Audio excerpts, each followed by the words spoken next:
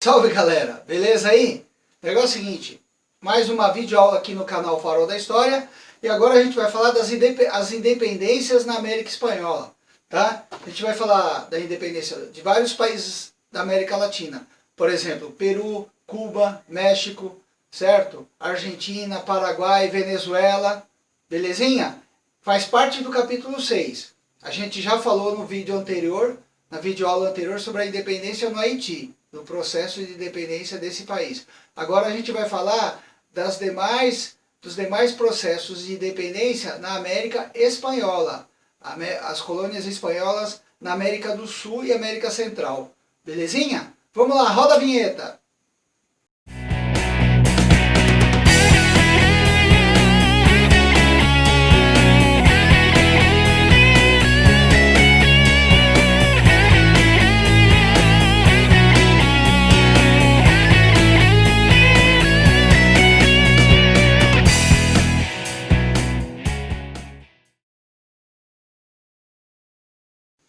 As independências na América Espanhola. Pessoal, seguinte, desde o final do século XV e início do século XVI, diversos territórios da América do Sul e da América Central, além do México, foram ocupados pelos espanhóis, constituindo as colônias da América Espanhola. Óbvio, eles falavam o espanhol, tá? Hoje fala o castelhano, que é um derivado lá do espanhol, beleza?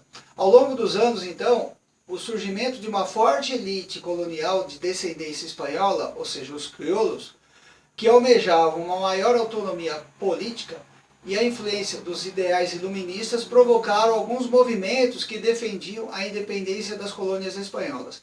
Vamos compreender como isso ocorreu? Beleza. O que acontecia lá na Europa? Em meados do século XVIII, a Espanha era uma monarquia liderada pela dinastia dos Bourbon. Nesse período, foram empreendidas reformas políticas e econômicas e essas reformas elas repercutiram em todo o território colonial espanhol, certo? Nas colônias espanholas. Os reis Bourbon aprovaram então medidas que foram liberando aos poucos o comércio nas colônias, acabando com o exclusivismo comercial. Você já sabe o que significa esse conceito de exclusivismo comercial, não é mesmo? Era quando todo o comércio da colônia era feito com a metrópole. Só podia ser feito com a metrópole, não com outros países, beleza? Bom, além disso, a dinastia também promoveu a modernização de instituições e nomeou novos funcionários para melhorar a arrecadação de impostos e a gestão dos territórios na América. Então, no início do século XIX, a França de Bonaparte empreendeu uma política expansionista na Europa. Em 1807 e 1808, o exército napoleônico invadiu a Espanha e depois jogou para fora, tirou do cargo o rei Fernando VII, que foi preso e levado ao exílio. Beleza? Vamos em frente. Pessoal, na América, o que estava acontecendo então? Os acontecimentos que ocorreram na Europa tiveram forte impacto nos territórios coloniais. Então, esse fim do exclusivismo comercial, ele fez com que houvesse uma ampliação do comércio entre as elites locais na América e o que facilitou, então, a aquisição de lucro, tá? As políticas napoleônicas que depuseram o rei espanhol fizeram surgir entre os crioulos a maior autonomia política. Então, essa elite ela criou as juntas governativas, instituições que serviram para o autogoverno das colônias. Então as colônias começaram a se governar sozinhas, certo? Com o tempo, a ascensão das elites foi cada vez maior e a sua insatisfação com o domínio espanhol também. Então, nesse contexto, aconteceu uma série de movimentos na América Espanhola que gerou a independência das colônias da Espanha.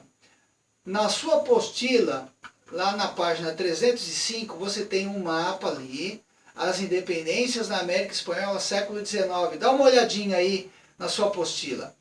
Vamos em frente aqui. Nós vamos falar do primeiro país que se tornou independente, então, de acordo com o texto da apostila. Vamos falar do que aconteceu no que hoje nós conhecemos como um país chamado Peru. Vamos lá. No Peru, aconteceu um movimento de Tupac Amaru II. Na região do Vice-Reino do Peru, então, ocorreu um dos primeiros movimentos populares contra o domínio da Espanha. Incentivado por quê? Pelas péssimas condições de vida da população mais pobre na América Espanhola.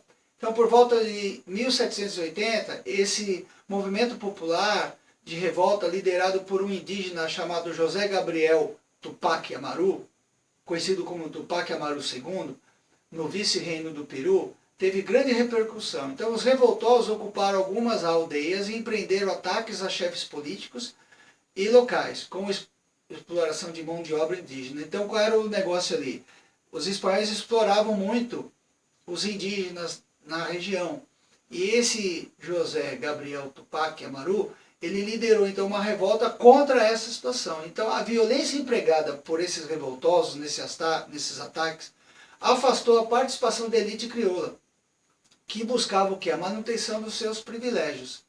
Na sua apostila, na página 307, tem um texto lá que fala sobre as reivindicações da revolta de Tupac Amaru II. Você dá uma lida lá e na sua apostila tem uma pergunta: quais foram as principais reivindicações do movimento de Tupac Amaru II?